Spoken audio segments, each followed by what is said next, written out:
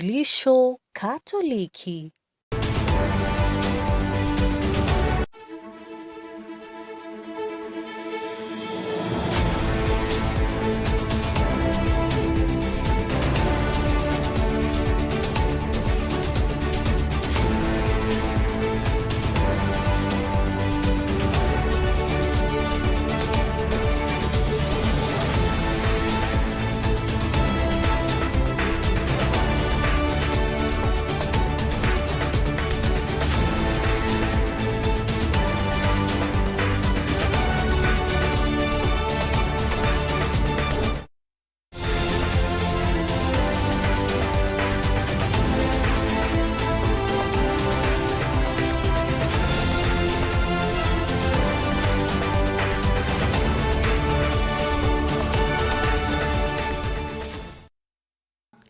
Hello and welcome to Catholic Focus. I'm Maureen Kimani, and joining me is a sign language interpreter, Ken Mwangi. Thank you for choosing to spend your time with us as we bring you the stories making headlines today. Murang'a County has taken a major step in strengthening digital healthcare after launching a countrywide satellite internet upgrade for all 170 public health facilities. Susan Bulletin has more details. Thank you. Speaking during the launch at the telemedicine hub at Muriranja's Hospital in Kahuro, Governor Dr. Irungu Kang'ata said the initiative will improve healthcare delivery through faster, stable, and reliable internet connectivity across the county. We have moved away from Wi-Fi internet, from fiber internet, to what is called satellite internet, provided by Starlink. That means several things. Number one, stable internet. 2, faster internet. Are we together? Stable, faster, and number 3, cheaper internet. The project, implemented in partnership with CARITAS Group, is expected to enhance telemedicine services, enable remote consultations with medical specialists, improve digital patient records management, and support faster referrals among health facilities. What we've seen today and your vision of making this happen and bringing it to the people, in the same way we've been doing it for education as well for the past 7 years. Perhaps important to mention the impact of connected schools, access to the right teacher has been profound. In the same way which I saw here today, a doctor talking to a patient that is either 30 kilometers away or 60 kilometers away, it's exactly the same technical picture, it's exactly the same network diagram. We connect schools, we connect villages, we connect clinics. Internet is a utility today, just like water, just like electricity. The problem is it's historically been very expensive and it's not been accessible to the majority of the population across Africa. The launch forms part of Murang'a County's broader healthcare digitization and automation agenda aimed at improving access to quality healthcare services, especially in remote areas. If automation has actually transformed a facility, it's actually Kirwara. As a manager, it has made our work very easy. We have the visual data from the patient, we have the monetary data, and recently we have now the facility under 24/7 surveillance, which are also internet connected. So I have the facility at my fingertips anywhere, anytime. Reporting for the Catholic Focus, Capuchin TV, I'm Susan Bulemi. In a move to mark International Menstrual Hygiene Day, girls from various schools in Mutha Ward, Kitui County have received sanitary towels donated by the Green Thinking Action Party in partnership with the area MCA Dominic Mwamisi. Speaking to the media, Mwamisi said the initiative aims to ensure girls have a conducive learning environment free from challenges caused by lack of essential menstrual hygiene products. Take a listen.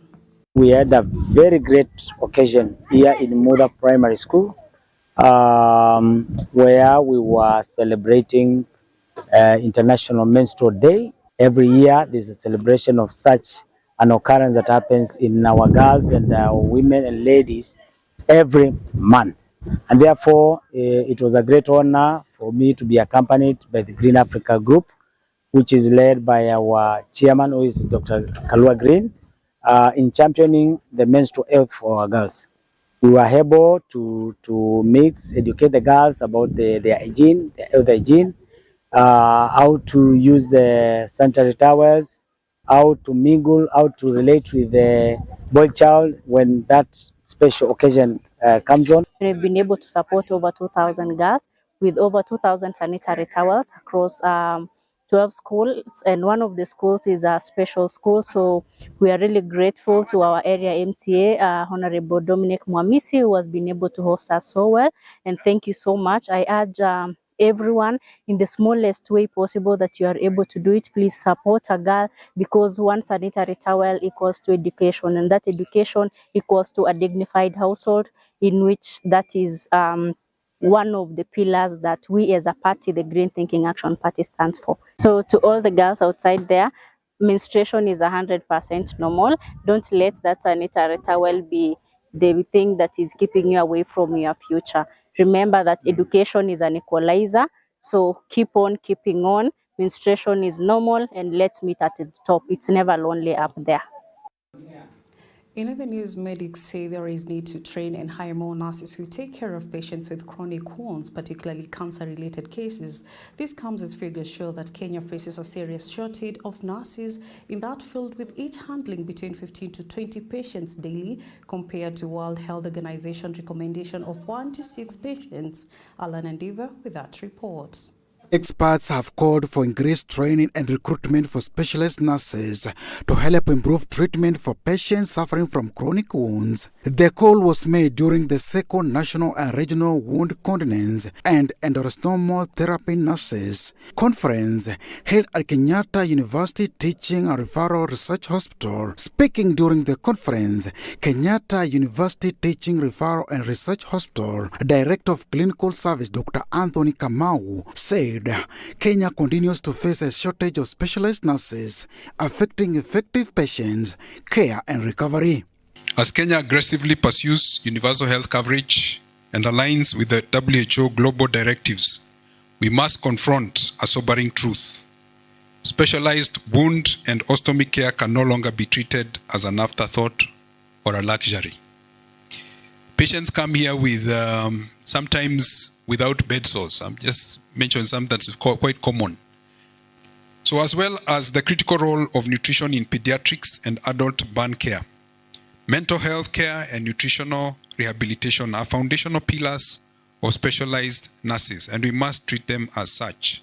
Conference chairperson Margaret Mwingai noted that the nurse-to-patient ratio remains a major challenge, with many nurses handling for more patients than the World Health Organization recommends. Wauguzi in Kenya, kuna ripoti yenye imetolewa na World Health Organization about the status of the nursing reports, yenye imeonyesha kwamba nurses hawatoshi kulingana na venye wanahitajika.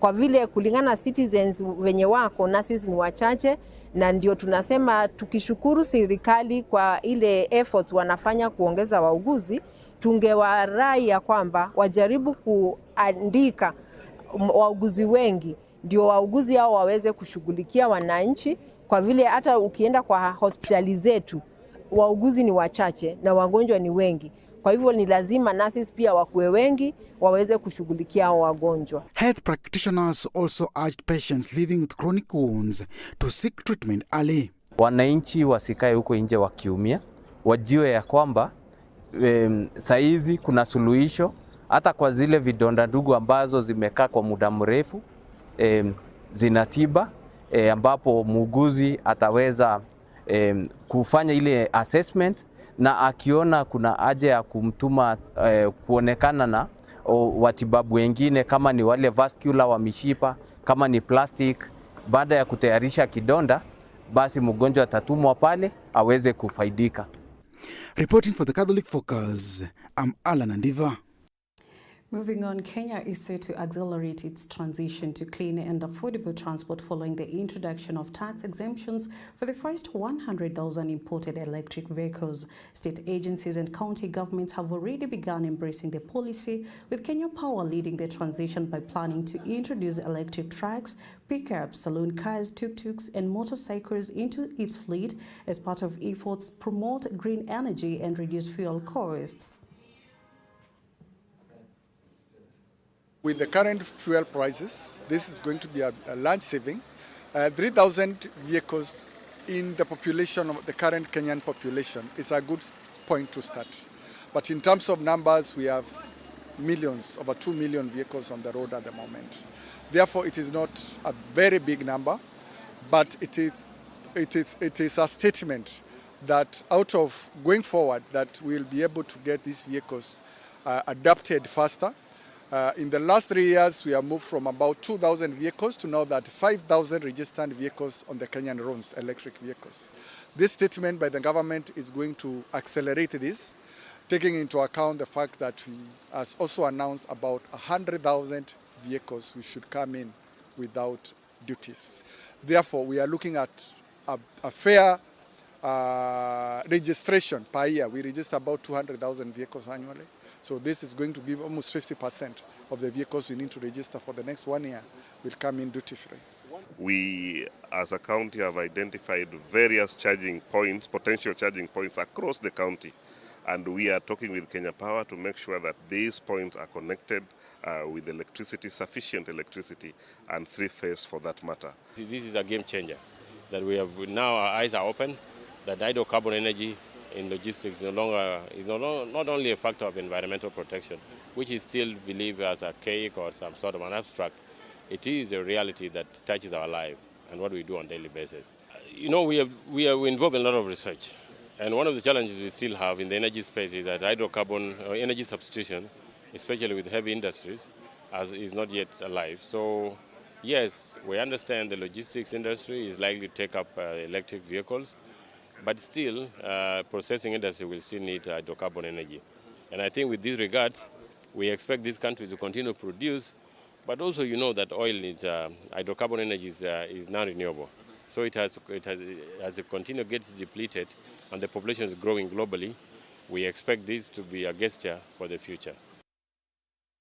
And that brings us to the end of Catholic Focus. Thank you for watching. I'm Maureen Kimani, and our sign language interpreter has been Ken Mwangi. See you next time.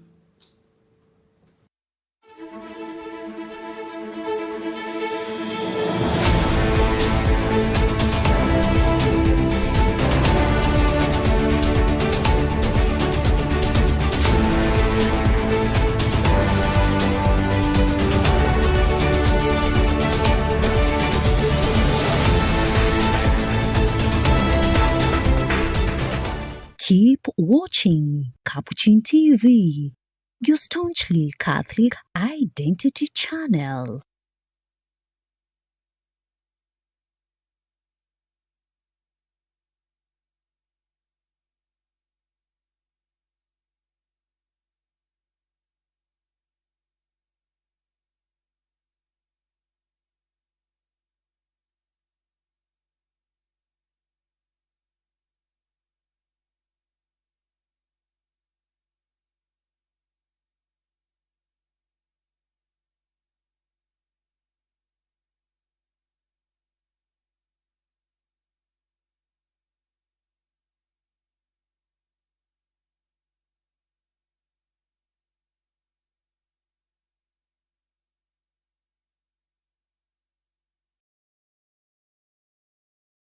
You are watching Capuchin TV. For any complaints, comments, or compliments on our programming, you can either write to us on info@capuchintv.co.ke or you can call us directly on 0717 424 866. Your complaint shall be addressed within 7 days. Remember to keep a copy of your communication with us. Keep watching Capuchin TV, your Catholic identity.